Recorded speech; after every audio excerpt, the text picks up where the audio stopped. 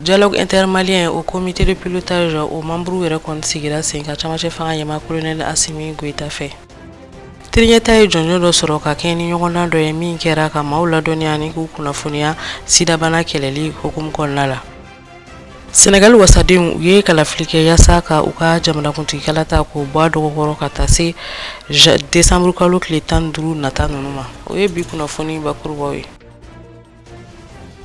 Teriɲɛta ma filɛbagaw Mali kɔnɔ Mali kɔ kan salamu alaikum ni a ka kunnafoni waati selen ka bɛn bi tarata don ma arajaba tile 25 hijira 1445.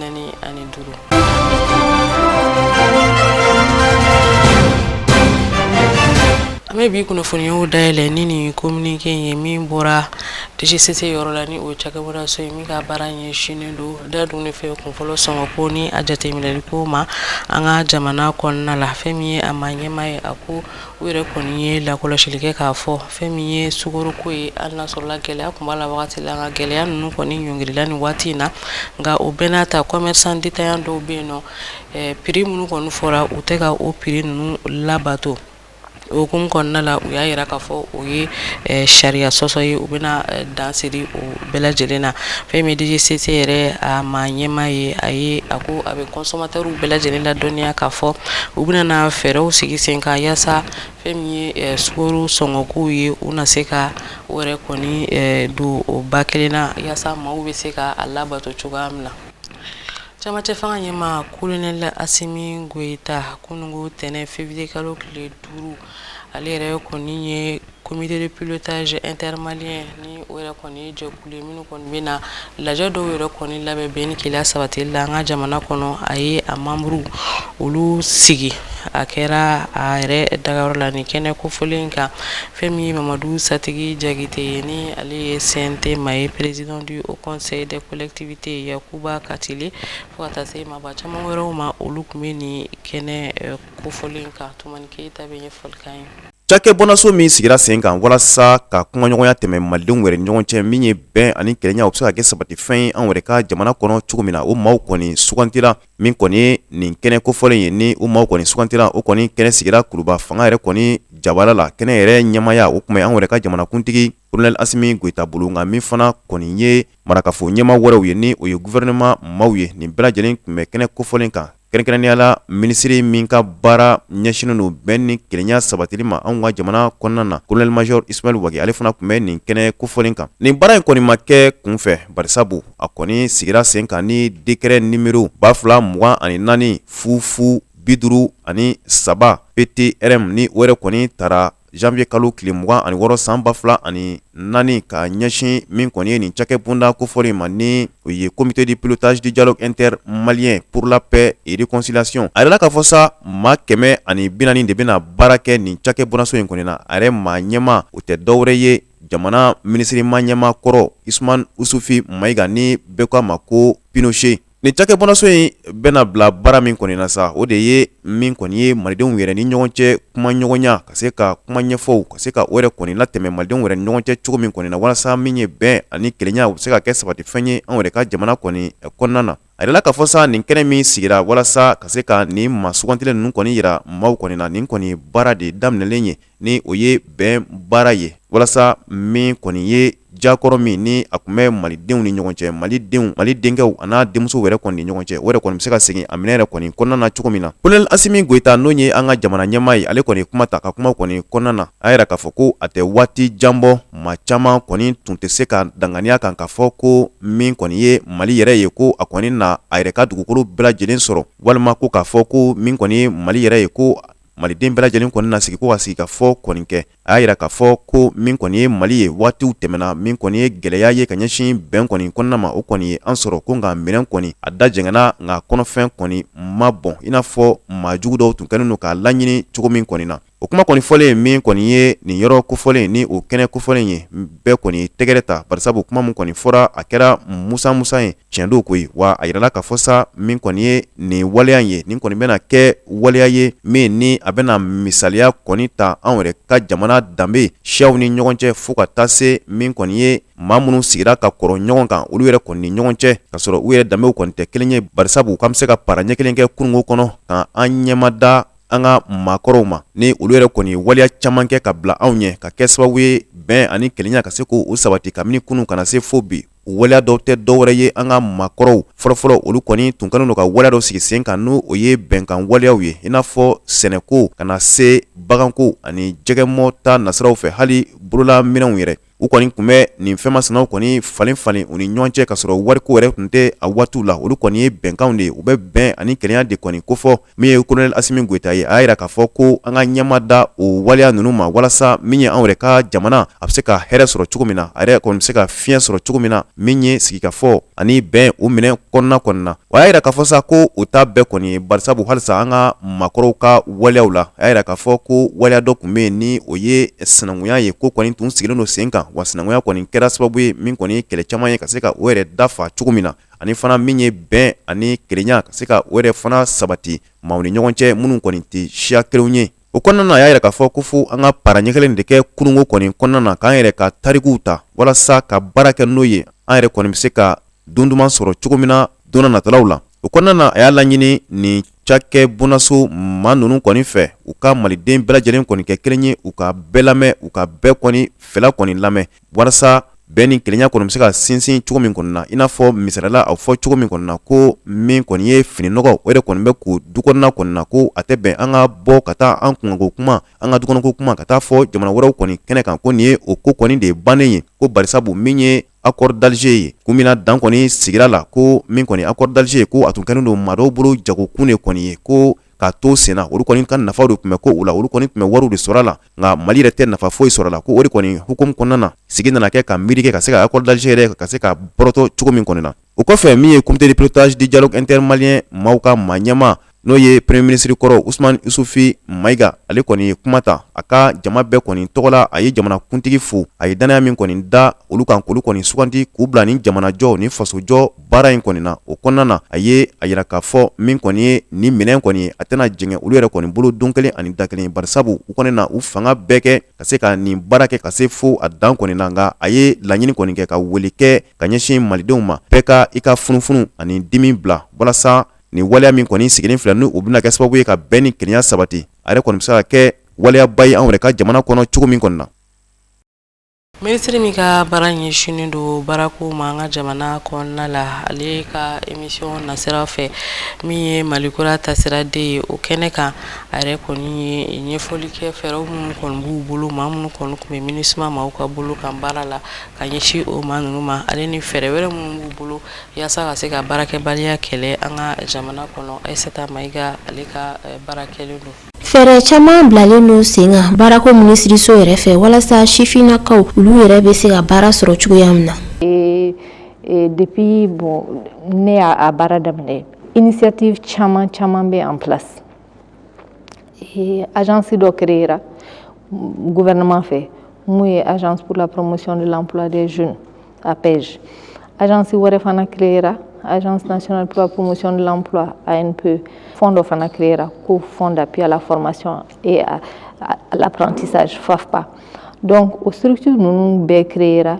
donc pour accompagner, pour que les jeunes ani kamro accompagnement nous met entrepreneurial. Ou bé accompagnement di srajmenka. Ou bé mo accompagner pour orientation. D'abord, kafunyana a bibi na ni bɛ fɛ ka kɛ kɛnyɛrɛ ye a ɲumanya filɛ a kolomama yɔrɔ fana fɛ a filɛ donc ni bɛ fɛ ka kɛ kɛnyɛrɛ ye donc u bɛ information d'i ma pour que i ka se ka i yɛrɛ orienter o sira fɛ donc agence ninnu b'o kɛ u bɛ financement fana kɛ u nana kuma dɔ la u ye financement kɛ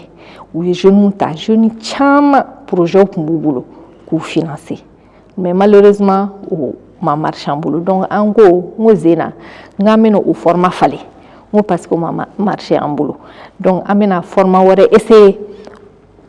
ka an y'a lajɛ mun na dɔ ma marché en boulot donc k'a essayer ka zena ta in k'o améliorer donc u bɛ financement fana kɛ u bɛ accompagnement kɛ accompagnement ye mun ye an bɛ wele ko service non financier donc u bɛ jeunes accompagner projet k'i miiri projet in bɛna kɛ cogoya min na banque bɛ sɛbɛn minnu ɲininkali kɛ n'i bɛ fɛ ka projet financer u b'i dɛmɛ o sɛbɛnni na donc u b'i accompagner o la n'i bɛ fɛ ka entreprise créer entreprise bɛ créer cogo don information ni fɛn ninnu o ka accompagnement u b'o bɛɛ kɛ jeunes ye donc session d'information ni session de sensibilisation olu bɛ kɛ san kɔnɔ siɲɛ caman APEJ ni ANPE ni FAFPA fɛ donc o ye anw ka baara dɔw ye donc comme on l'a dit normalement gouvernement man ka financement kɛ banque de bɛ financement kɛ et société de crédit de bɛ financement kɛ anw ka baara ye mun ye o ye accompagnement de ye o baarako sira fɛ sisan an sinsinnen don fɛn caman kan d'abord an bɛ fɛ ka baara kɛ an bɛ mun wele politique sectorielle ni cadre réglementaire c'est-à-dire an bɛ sɛbɛnw bila sira kan an bɛ sɛbɛnw sɛbɛn a bamanankanlama donc o sɛbɛn ninnu b'a to anw bɛ se k'an ka baara kɛ anw bɛ se k'a fɔ an bɛna ni layidu de ta k'a fɔ k'an bɛna nin baara kɛ an bɛna nin résultat de atteint donc o sɛbɛnw an bɛ fɛ k'o kɛ donc sɛbɛn damadɔɔni bɛ yen nɔ minnu ye stratégie nationale de l'entrepreneuriat donc kɛnyɛrɛyew ka stratégie et stratégie nationale d'atténuation de l'impact du retrait de la MINUSMA donc MINUSMA fana ka baara sen fɛ an bɛ ka stratégie dɔ bila sen kan pour que k'olu ka tagali nɔgɔya Mali baarakɛla dɔw ye donc stratégie dɔ fana b'an bolo an bɛ mun wele ko stratégie nationale de digitalisation de la formation professionnelle mun ye baara degeli taabolo k'a lajɛ an bɛ se k'o bila bɔlɔlɔ kan cogoya min na donc o fana stratégie b'an bolo donc n'an y'olu stratégie bila en place donc an bɛ fɛ ka mun fana kɛ sisan diplôme bɛ minnu bolo baara t'u bolo diplôme tɛ minnu bolo baara t'u bolo k'a essayer k'olu fana bɛɛ identifier donc ka u bɛ mun wele plateforme digitale donc o fana bɛna bila bɔlɔlɔ kan donc k'a lajɛ ni baara t'i bolo bi na i ka se ka taga k'i tɔgɔ bila k'i ka diplôme bila k'i ka CVw bila k'i ka information bila donc entreprise fana bɛna se ka na a lajɛ plateforme in kan k'a fɔ ne mago bɛ nin compétence la ne bɛ se ka nin ta ne bɛ se ka nin ta donc an bɛ fɛ k'o plateforme bila sen kan bon an ni maliyɛn minnu bɛ kɔ kan fana an ni olu fana bɛ fɛ ka baara kɛ pour que k'a lajɛ an bɛ se ka o maliyɛn ninnu ka compétence c'est-à-dire olu bɛ se baara minnu na kosɛbɛ kosɛbɛ kosɛbɛ k'olu identifier pour que u ka se ka na o baara bila an ka population ka disposition na cogoya min na yan nɔ bon an bɛ fɛ ka mun fana kɛ baara suguya dɔw bɛ yen nɔ par exemple BTP baaraw construction baaraw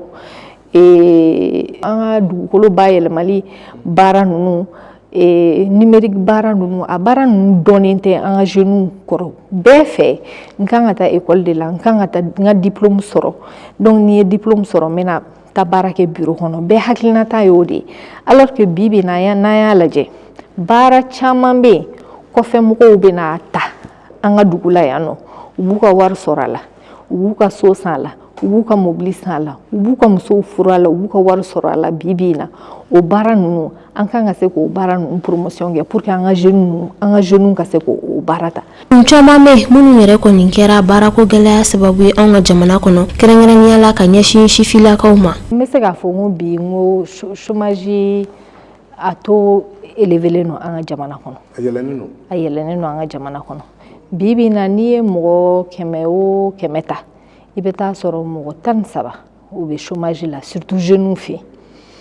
donc o taux yɛlɛlen no kosɛbɛ o taux yɛlɛlen no fɛn i ye ɲininkali kɛ k'a dɔn mun de y'a to taux in nana yɛlɛ tantɔ mun na taux in yɛlɛlen no surtout jeunes fɛ bon a raison ka ca raison fɔlɔ ye i b'a dɔn ko k'a fɔ ko an ka population c'est une population de jeunes o kɔrɔ ye mun ye ko an ka population jeunes de ka ca kosɛbɛ jeunes ka ca kosɛbɛ mais population in fana bɛ kɔrɔbaya joona a jama bɛ caya joona u b'a fɔ ko le taux de croissance o ka teli o ye 3% ye pendant que dugu tɔw la farajɛla ninnu na i bɛ taa sɔrɔ a bɛ 0,1 dɔw yɛrɛ ta tɛ taa yɔrɔ si donc le fait que an ka population bɛ caya rapidement ça fait que mɔgɔ caman bɛ taa chômage la joona o ye fɔlɔ ye chômage kun fɔlɔ ye filanan ye mun ye bi na n'i y'a lajɛ an b'a fɔ mun ma ko inadéquation entre l'offre et la demande de l'emploi. O kɔrɔ ye mun ye? Ça veut dire que an ka école caman bɛ profil dɔw former, i bɛ taa sɔrɔ marché kan o ɲaci tɛ yen nɔ, o ɲaci tɛ yen. O ye chômage problème dɔ ye. Problème wɛrɛ fana bɛ yen nɔ, c'est que mɔgɔ kana lajɛ ko chômage, an ka chômage liélen don fɛn dɔ de la, contexte dɔ de la, conjoncture dɔ de la, situation dɔ de la, o tɛ. Chômage mun don, c'est un chômage qui est structurel. Ça veut dire quoi? Ça veut dire que il faut qu'an ka se ka jouer facteur caman de kan au niveau de la structure de l'économie, c'est-à-dire économie la, an ka se ka jouer caman de kan pour que ka se ka ni chômage lata. Donc nous au facteur ninnu de cité li daminɛ na, mun ye inadéquation emploi formation professionnelle, mun ye ka baara kɛ production kan. Ka baara kɛ production kan, o kɔrɔ mun ye? Ça veut dire que il faut qu'an ka se ka entreprise caman créer, il faut qu'an ka se ka entreprise caman développer, il faut qu'an ka se ka société nationale caman créer, il faut qu'an ka se ka industrie caman créer parce que olu de bɛna production kɛ. Walasa hali sisan nɔ baarako gɛlɛya in nɔgɔyaw bɛ se ka sɔrɔ a la, a kɔni yirala k'a fɔ an ka baarako minisiri fɛ ko centre caman k'olu yɛrɛ kɔni bilalen don sen kan an ka jamana kɔnɔna la. Baarakalanko bon ne an ka département la an de b'an occupé o la, donc baarakalansow b'an bolo, baarakalanso 17 de bɛ yen nɔ, minnu ye état ta ye ani collectivité. Donc o bɛ ban ka région caman na, donc o baara kalanso ninnu olu de bɛ denmisɛnninw former, et donc n ye formation minnu fɔ tout à l'heure. Donc o baara kalansow bi na an bɛ ka essayer k'u redynamiser fana parce que denmisɛnninw tɛ mun dɔn yɛrɛ, c'est que baara kalanso ninnu dɔw région kɔnɔ wari tɛ sara la yɛrɛ, k'a fɔ wari tɛ sara la. Donc an bɛ ka baara kɛ pour que denmisɛnninw ko sifulakaw ko o kalanso ninnu dɔnya kosɛbɛ pour que an ka se ka o kalanso ninnu fa bi na, et pour que an ka se ka kalanso ninnu mɔgɔw minnu bɛ former ka bɔ ka certifier ka bɔ kalanso ninnu kɔnɔ. Donc n y'a fɔ cogoya min na, n ka bɛna plateforme dɔ bila sen kan, denmisɛnninw bɛna se ka taa u ka CV n'u ka fɛn bila yen. Donc o plateforme in fana bɛna o kalanso mɔgɔ ninnu ta pour que mɔgɔw k'a dɔn k'a fɔ ko a ninnu de certifielen don, ninnu de formela nin kalanso ninnu kɔnɔ, ninnu de dɔnnen don ni nin baara ninnu ye. Donc pour que entreprise ninnu fana ka se ka na u ka recrutement kɛ yen nɔ. Baara caman baw bolodalen don hali sisan nɔ an ka baarako minisiriso fɛ walasa maaw bɛ se ka lafiya cogoya min na baarako fanfɛla yɛrɛ la. Baaraba caman bolodalen don, n ye dɔw fɔ k'a fɔ, n ye dɔw fɔ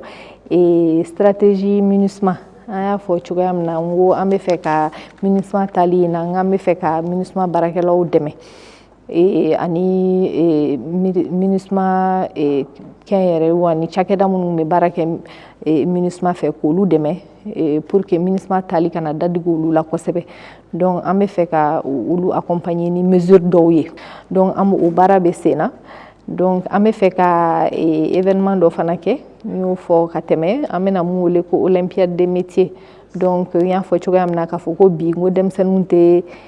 sifilakaw tɛ bololabaara importance dɔn, donc ka o événement in kɛ k'a yir'u la ko importance b'a la pour que u yɛrɛ ka se ka na lajɛ k'a ye ka mɔgɔw ka exemplew ye, ka mɔgɔw ye minnu réussira o baara ninnu na. Donc an bɛ fɛ ka o événement kɛ. Bon an bɛ baara fana la ani patronat mɔgɔw ani CNT baarakɛlaw an n'olu bɛ réflexion dɔw la pour que an ka se ka kalanko financement, parce que bibi na y'a remarqué budget min bɛ di anw ma ka baara kɛ a budget ka dɔgɔ. Donc an bɛ k'a lajɛ an bɛ se ka financement minnu mobiliser cogoya min na. Donc ani CNT ni patronat b'o o baara dɔw la olu bɛ sen na. Bon ani diaspora mɔgɔw fana an bɛ ka plateforme dɔ bila sen kan pour que ka expertise minnu bɛ kɔ kan pour que k'a lajɛ olu bɛna se ka baara kɛ cogoya min na an ka dugu la yan nɔ. Donc olu ye initiative dɔw ye minnu bɛ sen na. An b'a jigiya k'a fɔ ko ni fɛɛrɛ minnu bilalen filɛ sen kan baarako minisiriso fɛ ko don n'a nataw la fɛn min ye baarako gɛlɛya ye caman na b'o la an ka jamana kɔnɔna la. Ni kunnafoniya in bɔra minisiriso yɔrɔ min ka baara ɲɛsin don baarako ni fonction publique ma an ka jamana kɔnɔna la u ko concours min ni a kɔni kun kɛra n'o ye fonction publique concours ye ko a baaraw u ye a bɔ a ma ka sabu kɛ u ye jateminɛ kɛ k'a fɔ ko namarawalew caman kɛra a kɔnɔna la o de kɔni senfɛ u ye communiqué bila k'a fɔ u ye baara ninnu bɛɛ lajɛlen bɔ a ma ka sabu kɛ a taara taacogo min na ani jamacɛ fanga maa ɲɛmaw ka baara taacogo tɛ kɛ ni ma kɛ kelen ye ka sabu kɛ ɲani nin cɛ u kun ye concours dɔ labɛn fonction publique la a bɛ san kelen bɔ min kɛra kɛcogo ɲumanw bɛɛ lajɛlen na o hukumu kɔnɔna la minisiriso u ko u bɛ candidaw bɛɛ lajɛlen ladɔnniya k'a fɔ u bɛna concours wɛrɛw boloda don n'a nataw la. ɲɔgɔndan dɔw kun labɛnna kunnafonidilaw ni ɲɔgɔn cɛ télévision sow ale ni arajow ni sɛbɛnnikɛlaw olu ni ɲɔgɔn cɛ min bɛ tali kɛ ka maaw kunnafoniya ale ni ka u ladɔnniya sidabana ale kɛlɛli hukumu kɔnɔna la olu maa minnu ye sebaya sɔrɔ o la olu ka jɔnjɔndugu kɛra kunun ko a kɛra maison de la presse la ni maa kofilen ninnu minnu ye jɔyɔrɔ sɔrɔ attestation dira u ma ni o ye jɔnjɔn ka tila ka chèque géant dɔ fɛnɛ di u ma n'u bɛ tali kɛ kasabiw la a kɛnɛ kan minisiriso min ka baara ɲɛsinnen don kunnafoni di ko ma an ka jamana kɔnɔ ale secrétaire général baara ninnu ɲɛmɔgɔya kun bɛ ale de bolo fɛn min ye télé ɲɛta yɛrɛ ye ale nan'i jɔ jɔyɔrɔ sabanan na télévision so olu kɔni ta fanfɛ ka ladɔnniya k'a fɔ nin concours kofɔlen in labɛnna au conseil national de la lutte contre le VIH sida de ma ni o yɛrɛ kɔni jɛkulu minnu ka baara ɲɛsinnen don sida bana kɛlɛli ma an ka jamana kɔnɔna la Ali Kulibali ni Salifu Ɲare olu seginna ni min ye ka bɔ nin kɛnɛ kan an ka ɲɛmadaw fɛ. Ni ɲɔgɔndan min filɛ ni a labɛnna au conseil national de la lutte contre le sida ka se ka fɛn min ye sida bana kɔnɔ kɛlɛ o jɛkulu a jirala k'a fɔ a kun ɲɛsin bɛ kunnafonidilaw ma minnu bi baara kɛ jabaraniw na arajo baraniw ani bɔlɔlɔ kɔni sanfɛ o de hukumu kɔnɔ a jirala k'a fɔ min ye a kun ɲɛsin bɛ min fana de ma kosɛbɛ bana in a bɛ maa minnu na olu bɛ se ka tɔbɔ cogoya jumɛn de la maa bɛ se ka denmisɛnninw yɛrɛ kisi bana in ma cogoya min na ani olu yɛrɛ banabaatɔ u kana kɛ dɛnkɛrɛfɛ maaw kɔni ye cogoya min de la u kun ɲɛsin bɛ nin ko ninnu bɛɛ lajɛlen kɔni de ma o de hukumu kɔnɔ kunnafonidila minnu kɛla jobali ye nin ko ninnu kan la ni ɲɛta ale ka maa bɛ a la Isa Kulibali ka taa fara a ɲɔgɔnna wɛrɛw bɛɛ lajɛlen kɔni de ma ninnu bɛɛ lajɛlen ye foliba ta ka ɲɛsin au conseil national de lutte contre le sida ani ka taa se fɛn ye kunnafonidilaw AJPDM olu yɛrɛ ka maaw u ye foli di bɛɛ ma ni a ye fɛn ye kunnafonidilaw bɛɛ lajɛlen kɔni wele bɛɛ ka baara kɛ yaasa min ye au conseil national de la lutte contre le sida o na se k'o ka hakilila kɔni sabati cogoya min. Nisɔndiya min bɛ n na n bɛ d'abord n bɛ au conseil national de lutte contre le sida fo ka AJPLM fɛ n'o ye journaliste ka jɛkulu dɔ ye k'u fo nin concours in dali la n taara ka kɛ catégorie radio maa fɔlɔ ye n bɛ Ala fo k'a tanu ka barikada maa minnu ye n ta k'u fo ni ma y'a ɲini de n bɛna dɔ fara cɛsiri de kan halisa k'a yira mɔgɔw la k'a fɔ sida bana bɛ se ka bɛɛ lajɛlen sɔrɔ mais n'a ye maaw sɔrɔ an ka n'u kɛ ɲugutɔfɛ ye an ka sensibilisation kɛ ni tɔɲɔgɔn journalistes an ka yira maaw la k'a fɔ bana bɛ se ka bɛɛ sɔrɔ mais ni bana ye maa min sɔrɔ an k'u tɔbɔtɔ an k'u u ka hakɛ d'u ma bonya ani karama kɔnɔna la. An bilala ɲɔgɔn dan na o la kunnafonidilaw walasa an bɛ se ka reportagew kɛ ne yɛrɛ a kɛ télé ta fanfɛla de la an bɛ reportagew kɛ sida bana kan a sɔrɔ cogo o ni a bɛ tɛmɛ mɔgɔw ni ɲɔgɔn cɛ cogo min na ani sida banabaatɔ yɛrɛ u bɛ an ka sigidaw kɔnɔ cogo u bɛ minɛ cogo minnu na an ye ɲɔgɔn dan kɛ olu de la i n'a fɔ bɔla ka ye cogo min na an y'a kɛ télévision ɲɛta tɔgɔ la télé ɲɛta kɛla 3e ye o yɔrɔ la ka télévision ɲɛta baarakɛla bɛɛ lajɛlen fo ka fara arajo ɲɛta baarakɛla bɛɛ lajɛlen kan olu de y'an dɛmɛ ni an selen nin yɔrɔ in na baarakɛla bɛɛ lajɛlen de ka dɛmɛ don ka daminɛ an ka journalistes la ka taa se techniciens ma an ka ɲɛmɔgɔbaw fana an ka foli bɛ u ye n'o ye Alhaji Sidi Ibrahim Jire ka kunnafonidilaw former ka tila k'u bila ɲɔgɔn dan na a b'a to kunnafonidila fana i b'a dɔn i ka baara ye fɛn min ye a b'a to i bɛ faamuya wɛrɛw sɔrɔ i ka baara la ka taa fɛ surtout ni ɲɔgɔn dan yɛlɛ ko min na a b'i bila i bɛ fɛn caman ɲɛɲini i bɛ jija wɛrɛw kɛ min n'i kun tɛ a kɛ kɔrɔlen o foli kɔni an b'o lase kɛnɛ a lamɛnbaga kelen-kelenna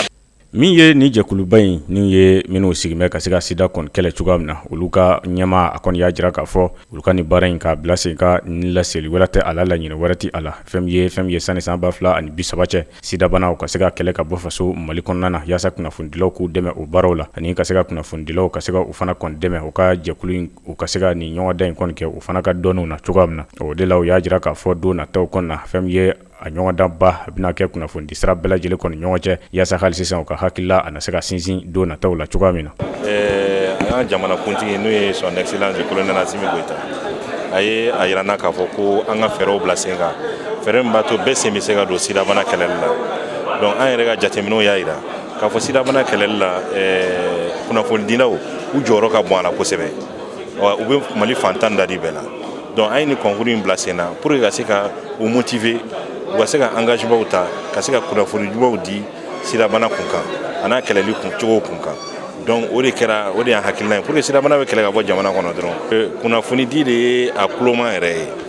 kunnafoni ɲuman dili jamanadenw ma kunnafoni dilaw jɔyɔrɔ ka bon sidabana kɛlɛli la kosɛbɛ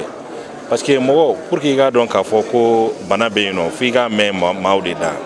donc kunnafoni dilaw dun de bɛ kunnafoniw di mɔgɔw ma k'a fɔ nin bɛ yen nɔ wa aw y'aw janto aw yɛrɛ la donc o jɔyɔrɔ ka bon kosɛbɛ nin sidabana kun yanni 2030 cɛ donc kunnafoni di bɛ an dɛmɛ kosɛbɛ parce que an yɛrɛ y'a ye k'a fɔ ninnu ye baara min kɛ nin ni prix dir'u ma a baara ye nafaba de lase an ka baara ma a y'a lata yɔrɔ caman na an yɛrɛ kun hakili tɛ yɔrɔ minnu yɛrɛ la donc n'Ala sɔnna ma nin jiranfara kɔnɔna na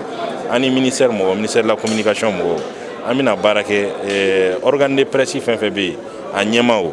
an bɛna déjeuner dɔ kɛ pour que bɛɛ bɛ se k'i sen don baara in na cogo min na ani an bɛ tila ka concours ba lancer ɲɔgɔn fɛ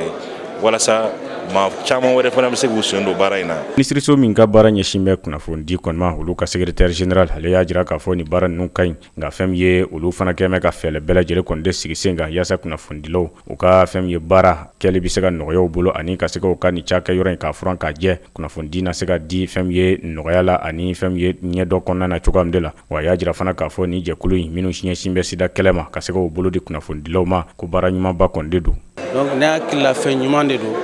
Normalement structure dɔ kan ka olu ta ɲɔgɔn kɛ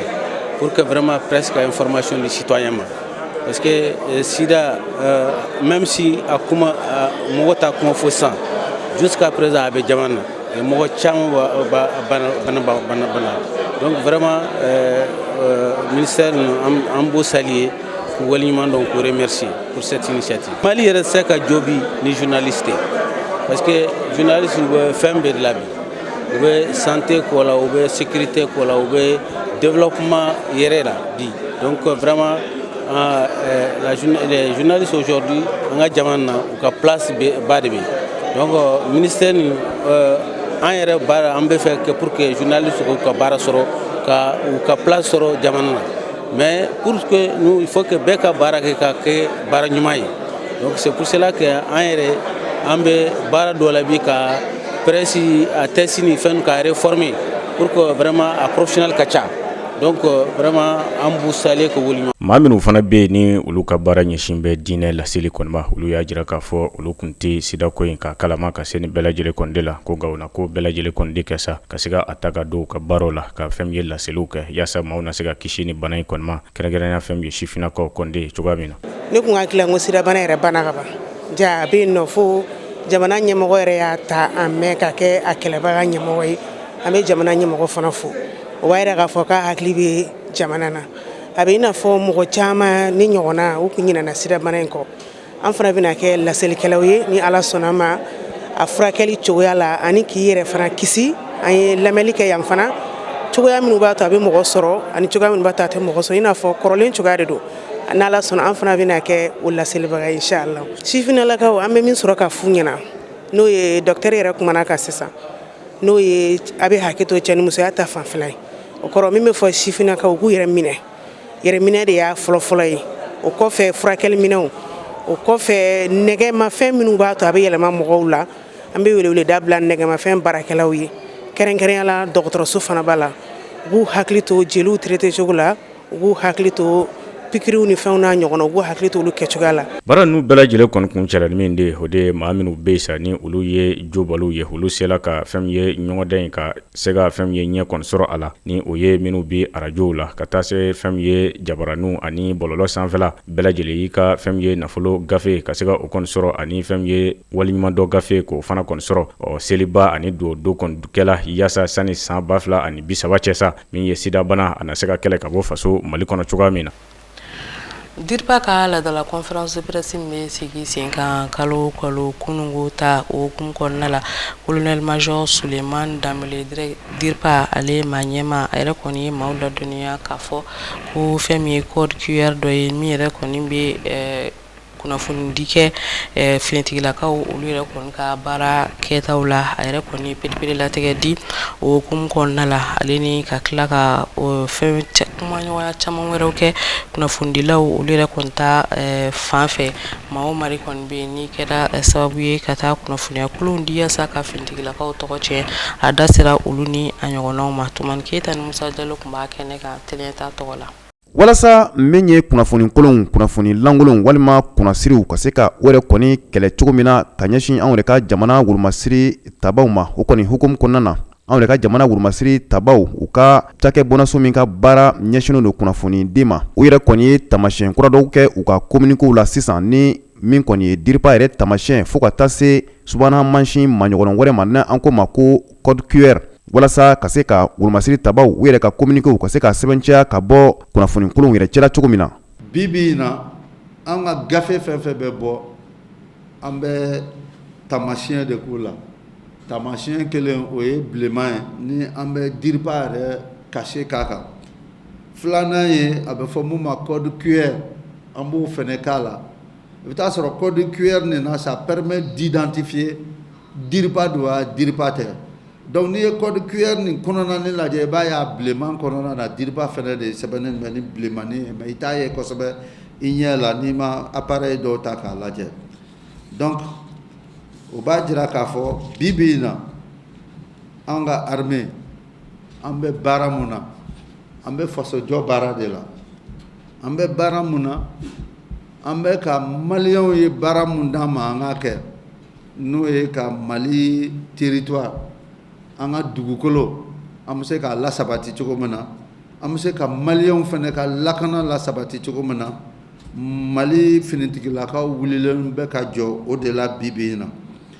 Halisa min ye DIRPA ɲɛmaa colonel major Suleiman Dambélé a kɔni ye tabale gosi k'a yira k'a fɔ ko min kɔni anw yɛrɛ ka wurumasiri tabaw ye ko baara wɛrɛ kɔni tɛ u la fasodenw lakana ani min fana kɔni ye bamaciwale kɛbaw kɛlɛli ka bɔ anw yɛrɛ ka jamana kɔni kɔnɔna na o kama a ye kɔngari gɛlɛn kɔni da ka ɲɛsin wulikajɔ dɔw ma walima maa dɔw walima kulu dɔw ma minnu kɔni kuma bɛɛ n'olu kɔni bɛ nkalon de ta ka namara ka da an ka wurumasiri tabaw la k'u binna maaw kan ka sɔrɔ kuma ninnu tɛ tiɲɛ ye. A y'a kɔlɔsi k'a fɔ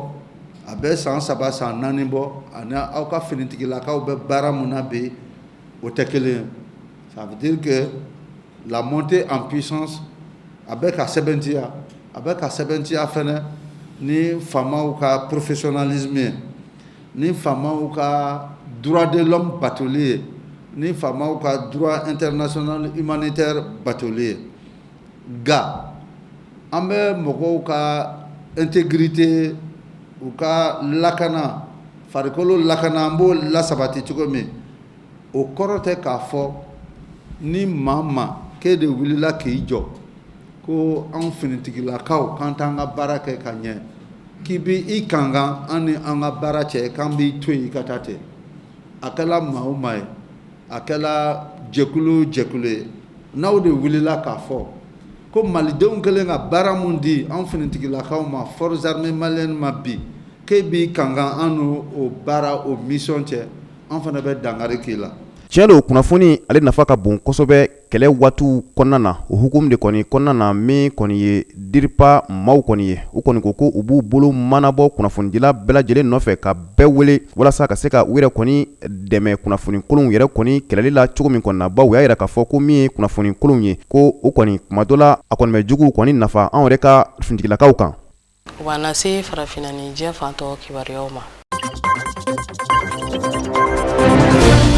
Senegal jamana wasadenw tɛnɛndon u yɛrɛ kɔni ye kalafili kɛ min sababuya la u ka jamanakuntigi kalata k'o bila ka taa fo desanburu kalo tile 15 nata ninnu na u yɛrɛ kɔni sɔrɔla gɛlɛyamisɛnnin dɔw yɛrɛ kɔni fɛ min kɛra u ka jamana yɛrɛ kɔnɔna la kalafiliko ale nasiraw fɛ a sɔrɔla fɛn min ye fanga sinamatɔ ma olu dɔw yɛrɛ kɔni kun kɛnbɛ k'u yɛrɛ fara ɲɔgɔn kan yaasa ka taa kumaɲɔgɔnya kɛ kalafili yɛrɛ kɔni bɔli a dɔgɔkɔrɔ Macky Sall fɛ ni o y'u ka jamana ɲɛmaa ye ka taa hakilina falen kɛ o kow la o de kɔni sababuya la fɛn min ye fɛntigilakaw ye u yɛrɛ kɔni nana wuli ka waleya ni gazi dɔw kɔni cili k'u ɲɛsin ni maa ninnu yɛrɛ kɔni ma ka sɔrɔ u b'u ka réunion na kalafili kan min kun kan ka kɛ février kalo tile 25 in na ni a yɛrɛ kɔni bɔra a dɔgɔkɔrɔ o projet de loi o yɛrɛ kɔni tara bala wasadenw yɛrɛ kɔni fɛ min yɛrɛ kɔni bɛna farangani kɛ Macky Sall ale ka fanga wagati kan hali n'a sɔrɔla a kun kan ka ban avril kalo tile 2.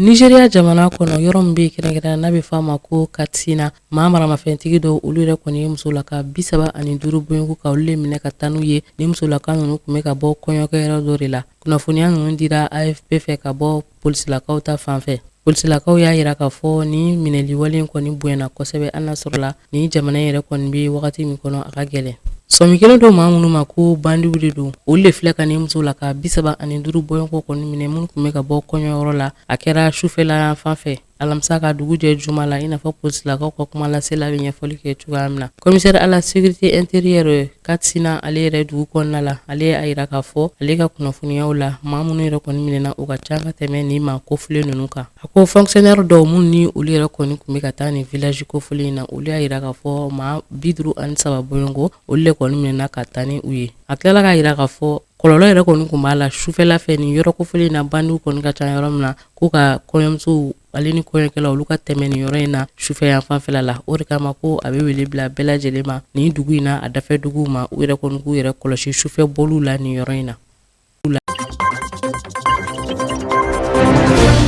Nations Unies ka agence bolofara min kɔni bɛ n'o ɲɛsinnen don réfugiés ma ale ɲɛmɔgɔ Philippe Grandi ale yɛrɛ kɔni ye wele ni kangarimada bila k'o ɲɛsin Sudan ale yɛrɛ kɔni jamana ma minnu bɛ kɛlɛ kɔnɔna la ni wagati ninnu na ka yira k'a fɔ ko réfugiés olu yɛrɛ caya o kana kɛ sababu ye k'u kunda Europe jamana yɛrɛ kɔni kan o de kama ko a bɛ wele bila yaasa fɛn min ye kɛlɛ ninnu ye u ka kɛlɛ jigiso ni ye jateminɛ kɛ i b'a ye k'a fɔ fɛn min ye u ka jamana yɛrɛ lahaliya ye i b'a ye k'a fɔ maa 9,000,000 bɔɲɔgɔn olu de kɛra déplacé interne ye min bɛ maa 1,000,000 ni a kunkan fɛn olu kɛra réfugié ye ni kɛlɛ in sababuya yɛrɛ kɔnɔna wa ko farangali bɛ se ka kɛ a ka dunan nataw la u yɛrɛ kɔni jɔrɔlen don u dɔw kana na u kunda Libye Tunisie fo ka taa se Méditerranée ma a tilala k'a yira tuguni k'a fɔ Sudan kɛrɛfɛ jamana minnu bɛ yen nɔ ko gɛlɛya kɔni bɛ olu yɛrɛ fɛnɛ kan i n'a fɔ Tchad République centrafricaine Sud Sudan ale ni Éthiopie hali n'a sɔrɔla réfugié dɔw bɛ k'u kunda yen kan ko gɛlɛya b'olu yɛrɛ kan olu ka se ka nafa ɲa réfugié wɛrɛw ye Union africaine ka comité de haut niveau min bɛ nɔ olu ye welekan bila jamana wɛrɛ minnu kɔni bɛ yen n'u yɛrɛ kɔni bɛ ka Libi minɛ ka don u sagonada fɛ ko o yɛrɛ kɔni ka dabila a sɔrɔla lajɛ dɔ senfɛ min kɛra Brazzaville tɛnɛndon ka sabu kɛ jamana kofolen a yɛrɛ kɔni bɛ dingɛ kɔnɔ kabini san 2011 guerre civile sababuya la ni réunion kofolen min sigilen filɛ nin ye a ta ko 9nan ye min yɛrɛ kɔni baara ɲɛmɔgɔya kun bɛ Congo jamana ɲɛmaa Denis Sassou Nguesso bolo a yɛrɛ kɔni baaraw sigira sen kan ka conférence dɔ yɛrɛ kɔni ye min ye bɛn ni kelen sabatilen Libi jamana kɔnɔna la n'o baaraw kɔni kun bilalen don ka avril kalo tile 28 kɔnɔ ni comité kofolen membre yɛrɛ kɔni ye u ka dɛmɛ k'u ta k'u ɲɛsin Libi jamana yɛrɛ kɔni ma u bɛ gɛlɛya min kɔnɔ ni wagati ninnu na ni u ka laɲini tɛ dɔwɛrɛ ye kalafili jɛlen ka kɛ u ka jamana kɔnɔna la yaasa ka gouvernement kelen sɔrɔ i n'a fɔ ka communiqué laban yɛrɛ kɔni bɛ ɲɛfɔli kɛ cogo min na n'u kalanna Jean-Claude Gassogo fɛ ne o ye Congo ministre ye min ka baara bɛnnen don u ka jamana ni jamana wɛrɛ kɔɲɔw ɲɛnabɔli ma n bɛ dansigi kɛ bi kunnafoniw na an b'aw fo tɛ ne ta sugantili la sini an Jumani Keyita bɛ ɲɔgɔn sɔrɔ yan kunnafoniya wɛrɛw kɛnɛ kan inchallah